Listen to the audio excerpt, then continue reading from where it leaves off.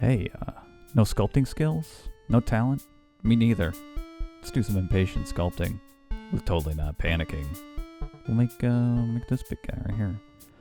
So, to start off, you're going to need some green stuff, some epoxy sculpt. You mix those two things together and you get this kind of nice green thing. And then you got your knife and your clay shapers and stuff.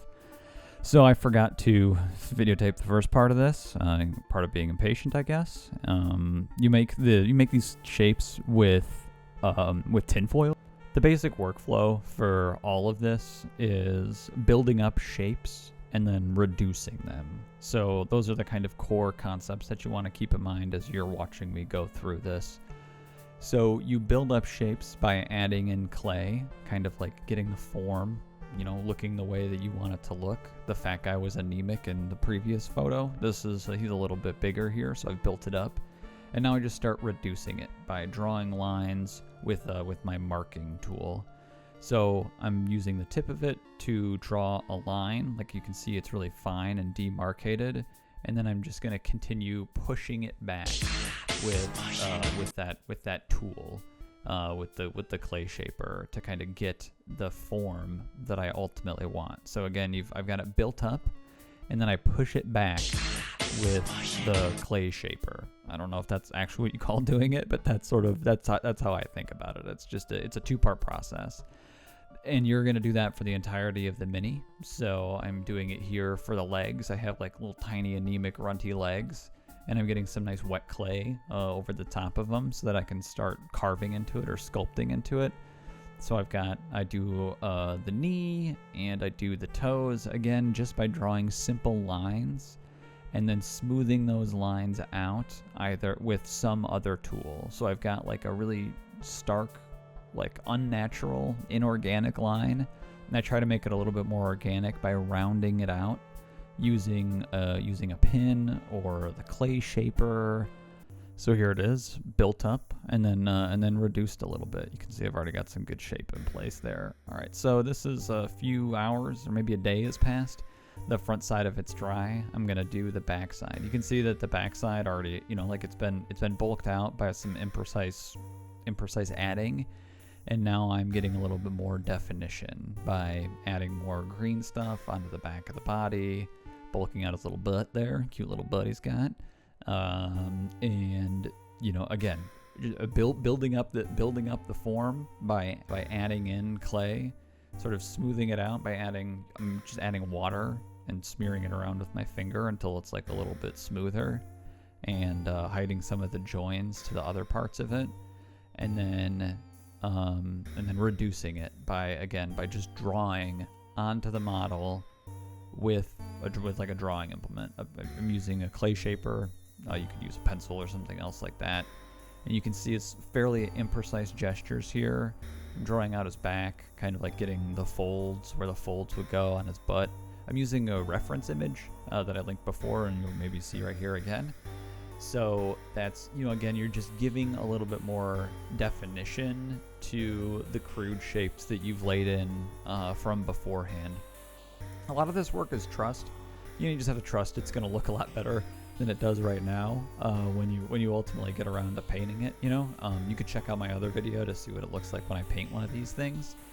But you're ultimately just trying to you just want to catch the shapes and the contours of the body as best you can with this simple line work over a thin layer of wet clay, and then do what you can to sort of refine it, to make the lines look less like lines and to look more like they're a part of the flesh. And the way that you do that is by again, reducing the clay, pushing it around, and turning those like harsh lines that the clay shaper produces as you draw directly into it with some sort of like with a smoother body.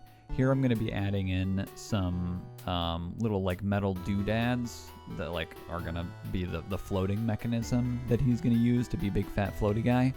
So this is right after I've sculpted it on there. I've given it some texture with like a ruined texture brush that I have by just lightly stabbing the miniature, And here I'm just pressing these little gears, they're little watch gears, into the body to make it look like vents or valves. I'm going to perform the same action here with the foot. I cover it up with some wet clay, smooth it out with water, draw with my marker, with my clay shaper, and then smooth it with either with my clay shaper or with my finger, as you can see here. Add in the back of his toes, you can see that. And then I use my ruined clay shaper to give some texture to the model so that it looks a little bit more fleshy. This is where the impatient part comes in. The back is still wet. This is 5 minutes after I get the back done. I want to add in more of these little vents to the front part. This gives me another opportunity to bulk out my fat guy, make him fatter. Ooh, big fat guy. And you can do the same thing. Push some of those little gears in there. Add a little bit of texture over the top. Maybe hide some thumbprints that are in it from beforehand. And really dig and try to find the sort of flesh that's underneath the green stuff itself.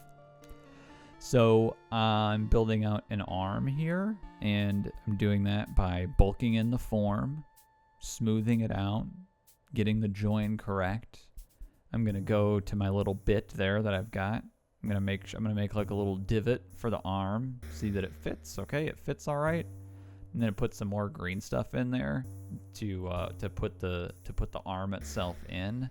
And then I'm gonna go back in, smooth out the arm from fingerprints with some water, and again, just push back the clay, make flesh-like undulations. Ooh, that's a good word, undulations. Make some flesh-like undulations, and really try to give the basic form a little bit more character, a little bit more shape. Again, this is obviously not precise. The proportions are all wrong, but you want it to be, you want like a sort of like a suggestion. I mean, a lot of the work that I do is suggestive, so you don't need to necessarily worry about having it like proportionally correct as long as it's giving you the right sort of vibe. I'm building up the neck fat, and I fucked it up. And I put some of the green stuff in his eyeball. That happens a couple times, so I just clean his eyeball out with a knife, and then try to get back to it here, which I do successfully. Getting some of that definition on there, because it was just like a tube of clay that I put on there. You want to carve some of that in again with the sculpting tool by reducing some of the stuff that's near his belly. I'm moving my arm like you could fucking see it, and again adding texture in with my little texture tool. The giant arms only have 3 fingers that I'm using, so I'm adding in another finger. You just make a little tiny tube, attach it to the clay that I've already got there. Suggestion of a fingernail, and you're off. That's the whole thing. Fatty's done. Time to base him. I use some 18-gram wire. I think I get 3 lengths of it and turn it into a little bit of a twine. I puncture a little hole in the green stuff with some tweezers. I tried some other stuff that can't show that on film, but the tweezers seem to work. And then you jam the wire in there. There's a foil ball under there. So yeah, and then you just try to find the balance point that looks right for you on the Mini. A good 30 minutes was trying to find the balance point for this thing. Once you've got the balance point, you can attach it to a base, as I've done here. All the while using super glue vigorously. I use an accelerant to make it cure quicker, so that I can hold it and touch it. So once it's been set on the base and you've got it all in place, there it looks like there's a little bit more than I need to do here. The person who made this for wanted a scythe on there, and I knew that the giant arm had he was holding something that was good, so I had to build a scythe. So I found some bits that I had lying around to kind of finish it off. I didn't know what I was gonna do until I got here, So there's like an orky thing there, and I added on, it's like a spike, and there's maybe like a little vent, so it's like a 40K scythe. And then I fart around and try to figure out like the best pieces to use. I've got something on my website, that kit bash book you could check out to know the whole process here. It's written, so I don't know, it's not a video, you have to read something, but it's pretty short, so you can check it out to understand my process on kit bashing. I think I'm teaching a class on Adepticon about it too, so you go to that. So this is my basing box. It's got a bunch of sand, some bark. I've based with like a matte gel medium. It's like a really good adhesive. I got it from Dick Blick. Thanks, Dick Blick. Not sponsored. We go there a lot though. So you just put it in this box and shake it around, and you get some coverage on there. I added some extra bark to it. This is another technique I do. The joins on the scythe are really impractical, so I just cover them up with some super glue, and then we're obviously posting about it. That's what you got to be doing. You got to be making it. You got to be posting it. Here it is, the whole thing. Lightning, impatient sculpting, a big fat guy. I probably missed a lot of steps. Probably didn't cover a lot of things that you wanted to see covered. But I have no idea what I'm doing. So this is about as good as you're going to get. Good luck with yours. Tag me and let me know how it goes. Thanks.